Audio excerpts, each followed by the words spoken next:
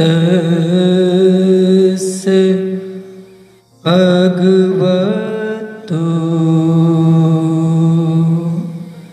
अरहतो सम्मा संबुद्धस्य।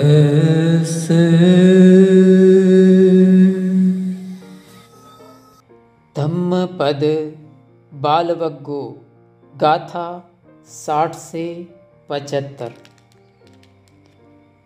दीघा जागरतो रति दीघं सन्तस्य योजनं दीघो बालानं संसारो सद्धम्मम् अविजानतम्।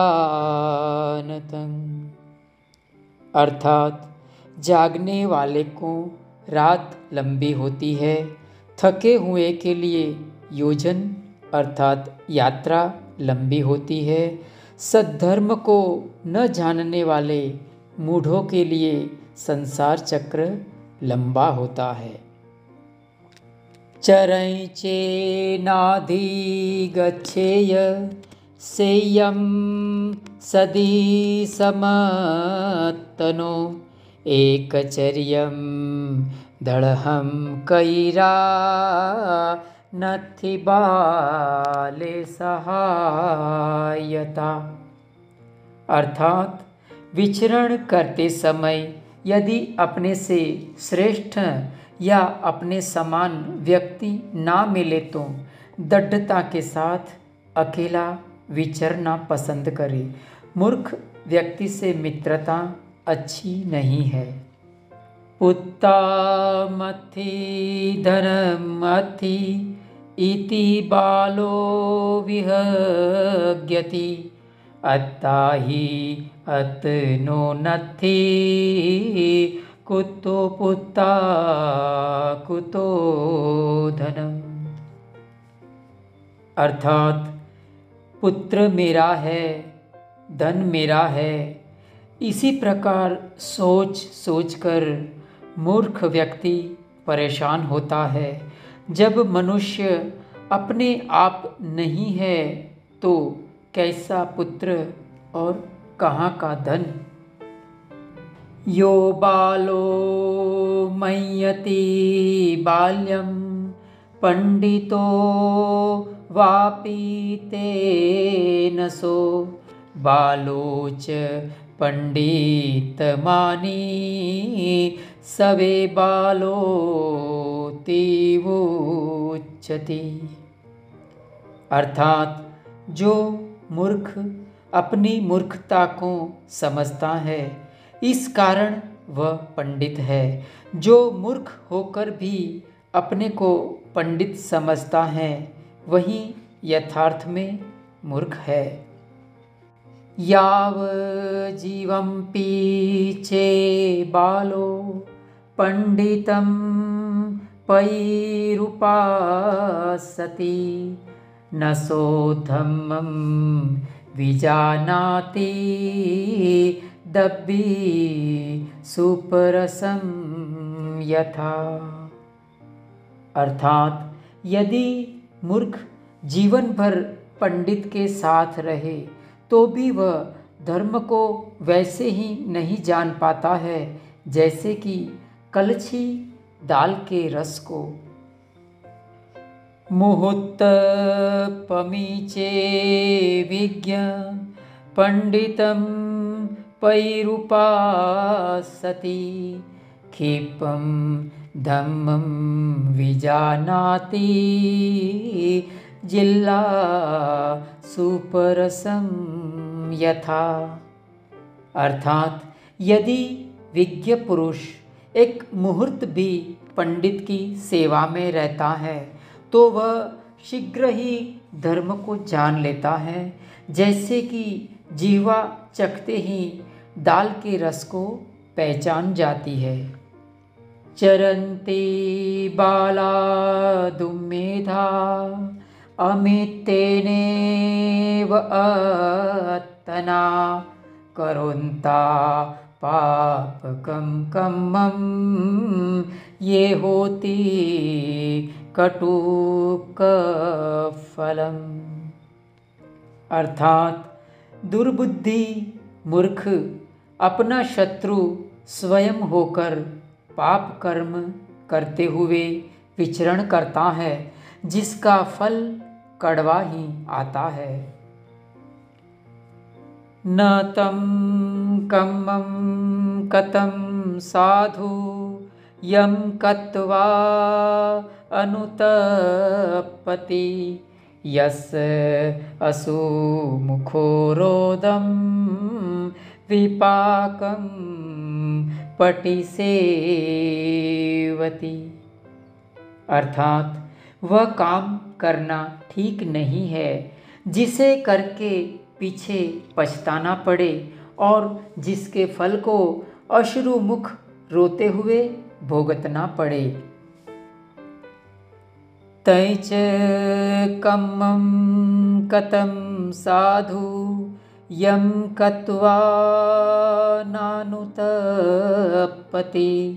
यस्य पतितो सुमनो विपाकं पटिसेवति। अर्थात वही काम करना ठीक है जिसे करके पछताना ना पड़े और जिसके फल को प्रसन्न होकर प्रसन्न चित्त से भोग ना मिले।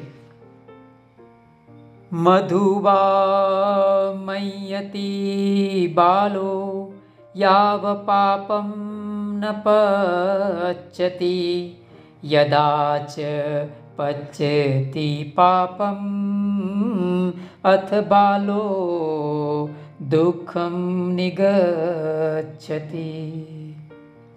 अर्थात जब तक पाप का विपाक नहीं मिलता है तब तक मूर्ख उसे मधु के समान मीठा समझता है, किंतु जब उसका पाप कर्म का फल मिलता है तब मूर्ख दुख को प्राप्त होता है।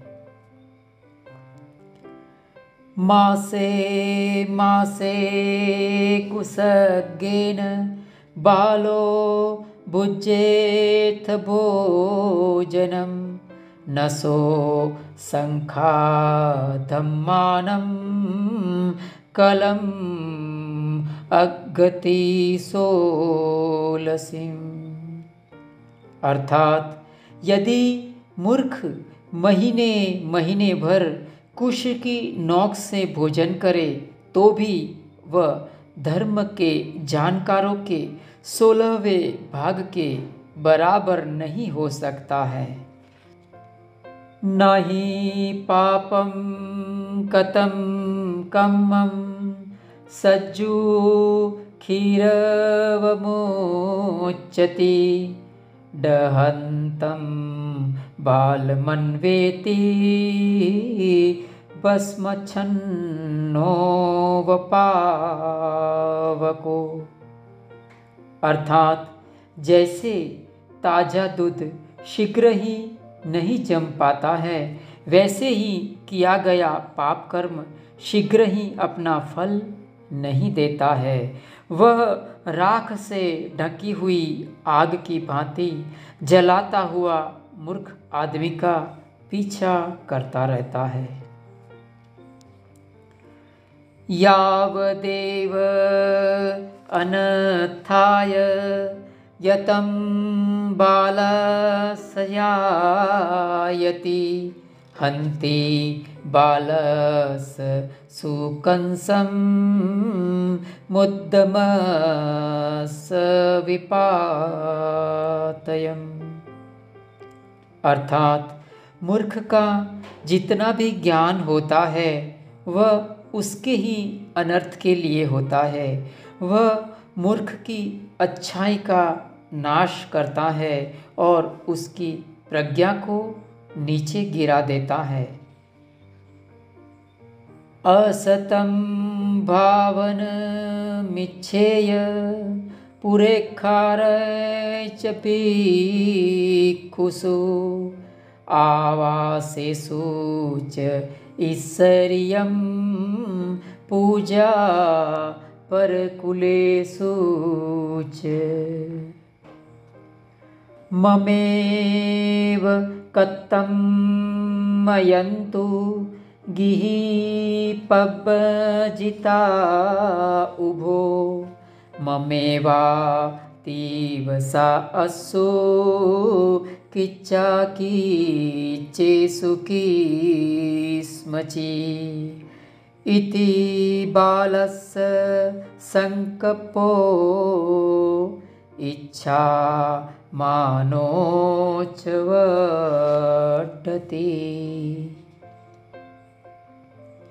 अर्थात भिक्षुओं के बीच में अगुवा होना, मठों का अधिपति बनना, गृहस्थ परिवारों में पूजित होना, गृही और प्रवर्जित दोनों मेरा ही कहना माने, सभी प्रकार के काम में वे मेरे ही अधीन रहे, ऐसा मूर्ख का संकल्प होता है, जिससे उसके इच्छा और अभिमान बढ़ते हैं। अय्या ही लाभ पनीसा अय्या निब्बान गामिनी एवमेतम् अभिज्ञाय भिक्खु बुद्धस्य सावको सक्कारं नाभिनन्देय विवेकमन्नो ब्रूहये। अर्थात लाभ का रास्ता दूसरा है और निर्वाण को ले जाने वाला रास्ता दूसरा। इस प्रकार इसे जानकर बुद्ध का अनुगामी भिक्षु सत्कार का अभिनंदन ना करे और विवेक अपने एकांतवास को बढ़ाए रखे। साधु साधु साधु।